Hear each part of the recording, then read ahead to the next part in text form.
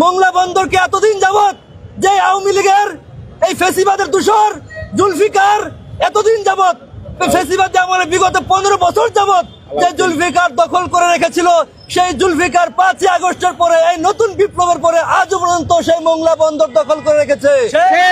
আমাদের জন্য লজ্জা, সেই জুলফিকার এই অভ্যুত্থানের পক্ষ শক্তি তিতুমির চোখদারদের উপর হামলা করে। এই হামলা কোনোভাবে মেনে নেওয়া যায় না। বন্ধুগণ, আগামী কালকের মধ্যে হামলাকারীদেরকে বিচার করতে হবে এবং এই আলাউদ্দিন এবং জুলফিকার গণদেরকে বিচারের আওতায় আনতে হবে। এবং আরো দুঃখের বিষয় যে তাদেরকে হামলা করার পর তারা যখন হাসপাতালে যাচ্ছিল, সেখান থেকে আলাউদ্দিনের বাহিনী আমাদের 3 জন সহযোদ্ধাকে, আমাদের 3 জন শ্রমিক নেতাকে, 3 জনে 15 শ্রমিক রফিক এবং শফিকুল ভাই সহ 3 জনকে অপহরণ করে নিয়ে যায়। এখনো পর্যন্ত তাদের খোঁজ আমরা পাচ্ছি না। বন্ধুগণ, অতি শীঘ্রই আজ রাতের মধ্যে, আগামী 1 ঘন্টার মধ্যে তাদেরকে খোঁজ দিতে হবে। তাহলে কিন্তু আমরা আরো কঠোর কর্মসূচি দিতে বাধ্য থাকবো। বন্ধুগণ, প্রশাসনের দৃষ্টি আকর্ষণ করছি, আমি ইউনো মহোদয়ের সাথে কথা বলেছি। 3 জন মানুষ অপহৃত হয়েছে, অথচ তিনি নাকি জানেন না। এটা প্রশাসনের জন্য লজ্জা। ওসি সাহেবকে কল দিয়েছি, তারা বলছে ঠিক আছে আমরা ব্যবস্থা নিচ্ছি। এই নিচ্ছি করে কতক্ষণ?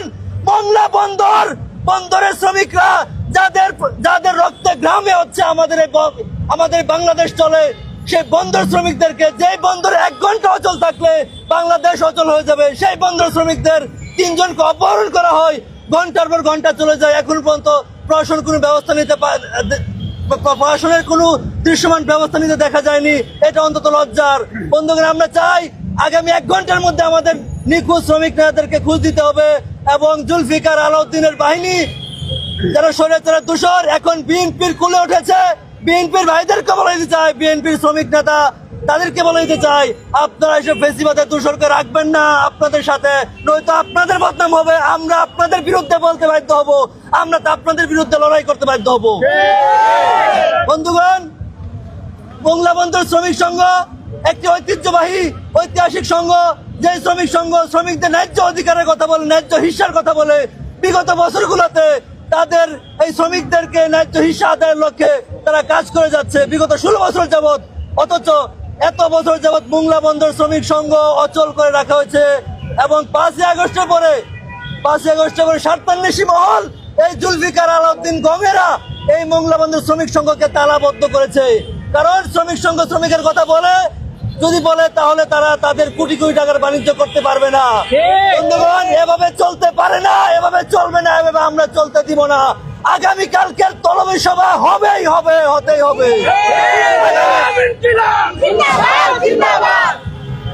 আগামীকাল ঘটেছিল আমাদের শ্রমিক নেতারা তলবি সভা আহ্বান করেছিল। সেই তলবি সভা আগামীকালকে বিকাল 3টায় অনুষ্ঠিত হবে। তলবি সভার জন্য মঞ্চ প্রস্তুত করা হচ্ছিল, সেই মঞ্চ তারা ভেঙে দেয় এবং তারা বলে যে এখানে আমাদের প্রোগ্রাম আছে।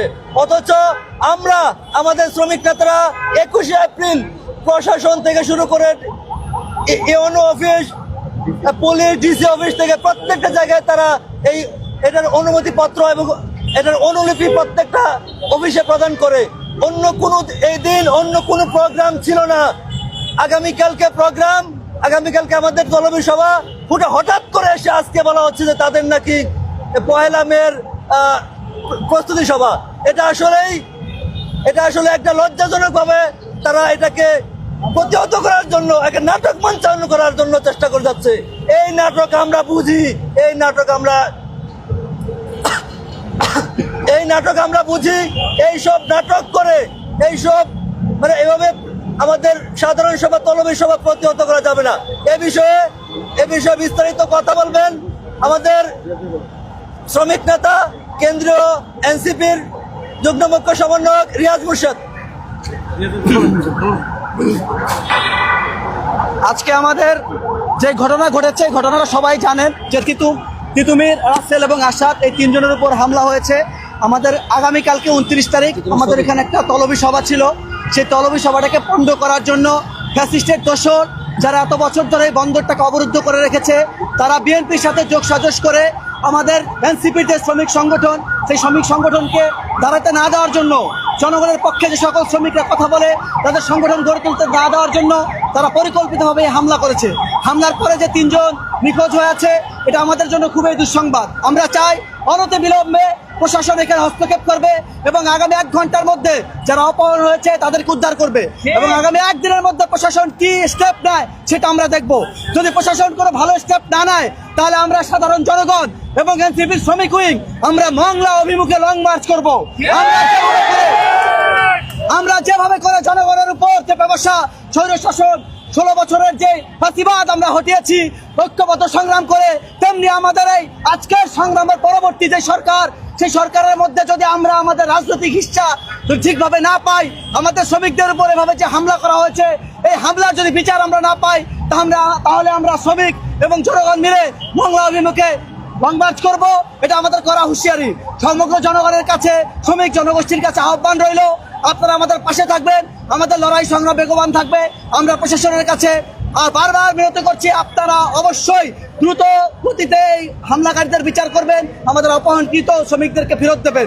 যদি এর ব্যত্যয় ঘটে, তাহলে আমরা লড়াই সংগ্রাম করে আমরা আমাদের সব শ্রমিকদেরকে দুর্বার আন্দোলন গড়ে তুলবো, সেই প্রতিশ্রুতি রেখে আমার বক্তব্য শেষ করছি। আজকের মতো আমাদের প্রোগ্রাম এখানে শেষ হলো। যারা সবাই উপস্থিত হয়েছেন তাদের সবাইকে ধন্যবাদ জানাচ্ছি, সাংবাদিকদের ধন্যবাদ জানাচ্ছি।